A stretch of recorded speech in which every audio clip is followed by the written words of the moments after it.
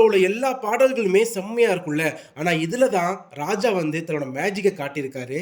என்ன பண்றதுன்னு தெரியல, படத்தை எடுத்துட்டேன், பட் திருப்பி இவர்கிட்ட போகணும். கமல் சார் ஃபர்ஸ்ட் இந்த படத்துக்கு வேற மியூசிக் டைரக்டர் தான் போட்டிருந்தாங்க. அதுக்கேற்ற மாதிரி விஷுவெல்லாம் செட் பண்ணி மாண்டேஜ் மாதிரி எடுத்து கவர் பண்ணி அந்த மியூசிக் டைரக்டர் போயிருக்காங்க. பட் அவர் சம்பளம் அதிகம் கேட்டதுனால இவரால் கொடுக்க முடியல. அதனால மறுபடியும் இளையராஜிட்ட வந்து கேட்டிருக்காங்க. ஆனால் என்ன ஒன்றுனா, ஆல்ரெடி உள்ள எல்லா சாங்க்குமே மாண்டேஜை வந்து வீடியோ வந்து எடுத்து வச்சுட்டார் கமல்ஹாசன். மறுபடியும் ஃபர்ஸ்ட் வந்து ஷூட் பண்ணால் செலவு கண்டிப்பாக அதிகமாகும்.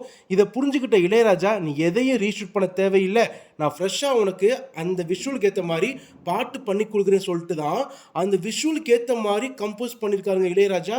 பாட்டெல்லாம் திருப்பி ஷூட் பண்ணாதீங்க, நான் போட்டு கொடுக்குறேங்கிறேன். இவ்வளோ பெரிய விஷயத்தை பண்ற இளையராஜாவுக்கு கர்வம் இருக்கலாம்ல. ராஜா கைய வச்ச அது ராங்கா போனதில்லை.